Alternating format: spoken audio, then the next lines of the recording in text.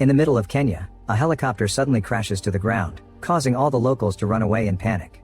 A group of American soldiers guides the locals out of town as they take positions to find the attacker, only for two soldiers to suddenly disappear in a puff of smoke. The group immediately opens fire at an invisible enemy, but when the leader turns around, he sees something explode. The discharge sends him flying and knocks him out. Sometime later, the soldier wakes up in a prison cell with no memory of where he is, how he got there, or even his name. There's a serious cut on his arm, the police station is in ruins, and the power is failing. Desperate for answers, he looks around and discovers a loose brick on the wall, so he takes it off to look outside, only to discover a helicopter crashing to the ground in the area in complete chaos. He starts yelling for help, but this causes the prisoner in the next cell to scold him because making noise will get them killed. Her name is Nadia and she's a French doctor who had been working in a foreign aid hospital for a little over 2 years. As a loud stomping noise outside causes the building to start shaking and power outlets to spark, Nadia explains the entire planet has been invaded by machine-like aliens. Terrified, the guy starts yelling for help through the hole again, ignoring Nadia's warnings. Unfortunately she's right and soon a bunch of men enter the police station looking for trouble. After killing the hostage they brought, they remember that there's a special reward for catching Americans, but Nadia can't understand what they're saying. The American reveals he can speak their language and tries to negotiate, but they only laugh as they let him out. The soldier immediately starts fighting the group leader, exchanging a few hits before they end up falling through the window. Meanwhile the other two thugs go into Nadia's cell, but she quickly defends herself with a glass shard and takes the thug's gun to shoot him. The other guy puts up a tougher fight and pushes her against the wall, but Nadia finds another loose brick and hits him, then she takes his weapon and shoots him too. At the same time outside, the American soldier also steals a weapon and shoots the leader. Another thug comes after him with a taser, but to the American's surprise, he is able to grab it and send the electric shock back to the guy, electrocuting him out. Before he can accept the idea of having powers, he turns around and notices the alien robots coming after him. This is the thing that caused the stomping noise and its huge size is terrifying.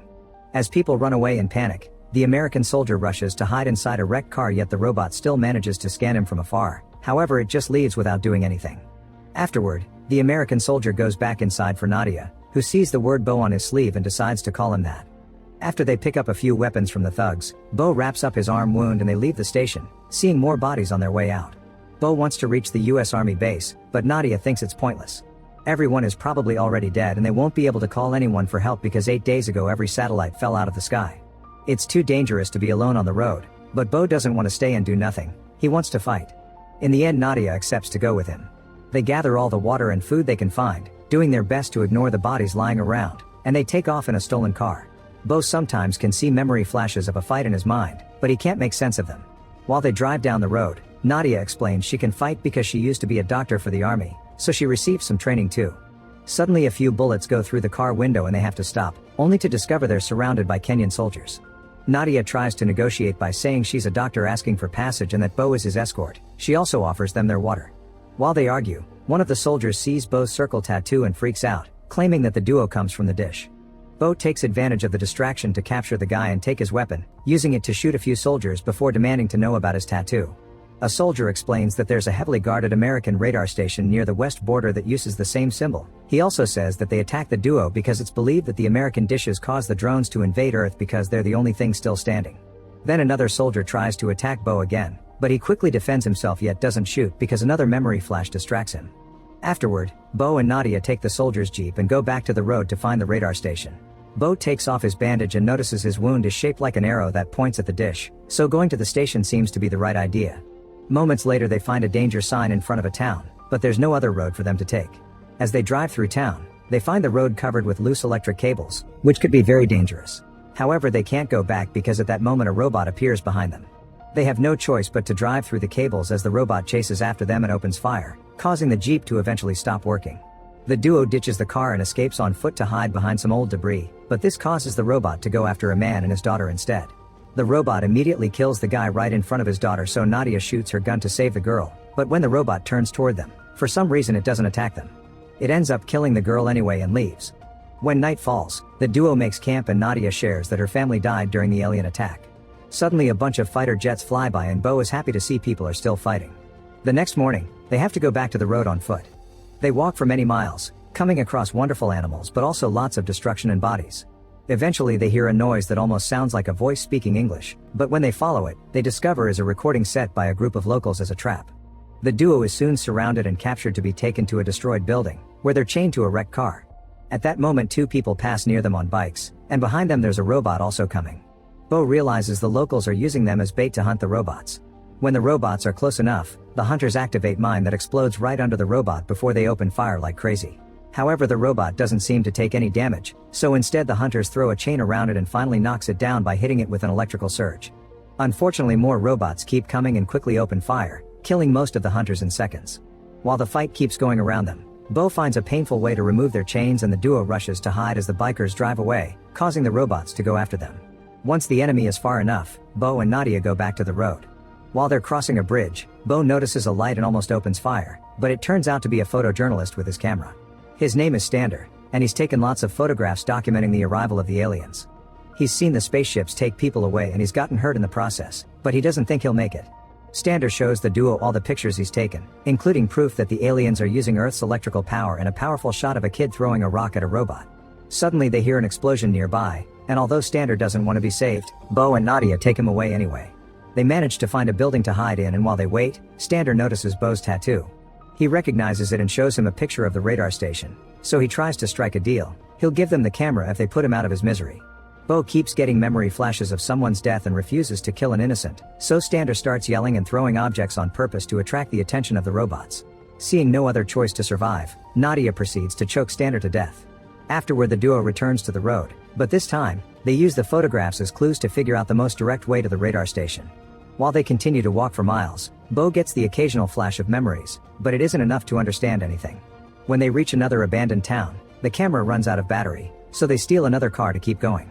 A few hours later, in the middle of the road, the duo hears weird noises on the car radio and stops to investigate, finding a destroyed robot nearby. It's good to see they can be defeated, but Bo still wonders what their weakness is. Suddenly they hear a stomping sound and see smoke nearby, so they jump back in the car to get away. At that moment, hundreds of robots appear behind them and start chasing them with open fire, so the duo ditches the car and runs to hide inside a house. They go down to the basement and cling to each other in fear, but before they can share a kiss, the roof suddenly starts flying up. The alien spaceship starts sucking up the couple as well, but in just a few seconds, Bo is dropped to the ground and only Nadia is taken away. Flashes of memories go through his mind before he falls and loses consciousness. Later, when Bo wakes up, he discovers his leg is hurt. After removing the debris from the wound, he has no choice but to continue his journey alone, walking slowly and weakly because of the state of his leg. Eventually he finally makes it to the radar station, but he's devastated to discover everything has been destroyed by the aliens, including the dish. After noticing the graffiti on the wall is fresh, he decides to find the people behind it and comes across another town. Once he reaches the streets, he finds a bunch of people running away from the robots and he's surprised to see this group has a special device that allows them to defeat their enemy. At that moment, two robots appear in front of him, but these ones are a different model. They come close to him and scan him but leave without doing anything. This triggers proper memories in Bo's mind, and he remembers shooting a rocket at a robot. A teammate of his got seriously hurt in the process, so Bo had to put him out of his misery. The sudden memories cause Bo to pass out. Sometime later, he wakes up to discover he's been rescued by the locals and brought to a shelter. After a doctor takes care of his leg injury, Bo meets his saviors Kara and Juma and tells them his story. Juma explains Nadia isn't coming back because those ships never return the people they take, and Kara wonders why the aliens took Nadia but not Bo. Desperate for answers, they take Bo to meet an engineer called Roderick, who has built the EMP devices that can bring down the robots and is now working on a bigger one. His plan is to detonate this one right under the alien spaceship, which hopefully will bring down their system and kill all the robots at the same time. However, they haven't been able to come close enough to the ship because it only shows up when there's a large crowd and robots surround it. Roderick gets a message from the guards outside, who inform them there are hundreds of robots approaching their town. Juma wonders if they were tracked, and the combo of his words plus Roderick's drawings of the aliens triggers an important memory in Bo. That day when he was with his team and they saw the explosion, a robot grabbed him and inserted some cables into his mouth that implanted a tracker in his spine. Before he passed out, Bo made the arrow on his arm. Since then the robots have been following him to find more humans and hideouts. Kara immediately threatens to kill him to protect her people, but Bo has a better idea. They can use him to attract the ship and finally use Roderick's device. The group immediately makes a plan to find the ship's usual kidnapping spots, and while they're getting ready, Bo thinks he sees Nadia again. Unfortunately, it's just a woman that looks like her. Once the team is armed, they take the device through a tunnel to reach downtown safely. Sadly, as soon as they come out, they accidentally trigger a hidden bomb that kills a few of them. At that moment they see the spaceship flying in the opposite direction, so they re-enter the tunnel to follow it as a big robot opens fire on them.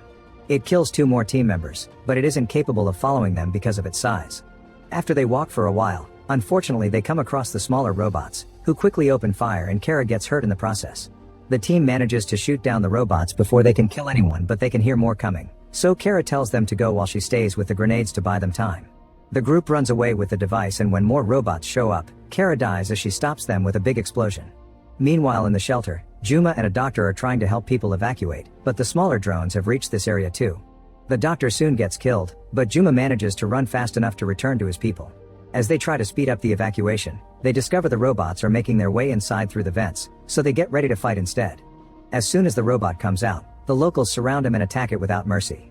Back to the team, they find a bunch of robots gathering people for the incoming spaceship. Bo throws one of Roderick's EMP grenades at one of the robots to destroy it, and this distraction allows people to start running away. However, the robots try to go after them and open fire, causing the battery of Roderick's EMP device to get damaged. While Roderick tries to fix it to no avail, Bo remembers the picture and throws a rock at the robots to distract them, but they only glance at him before attacking people again. Then Bo remembers that the tracker has given him a reaction to the robot's electrical power and gets an idea. He touches the fallen robot with one hand and the device with the other to transfer the power, which puts him in great pain but also successfully powers up the device. An EMP explosion immediately goes off, not hurting anyone but bringing all the robots down in seconds, including the ones in the shelter. As power goes out in the whole area, the spaceship also starts falling and eventually crashes on Earth in another huge explosion. While the people around them realize the war against aliens is finally over, Roderick checks on Bo, who is finally getting the rest of his memories back. However, he decides to keep his name as Bo.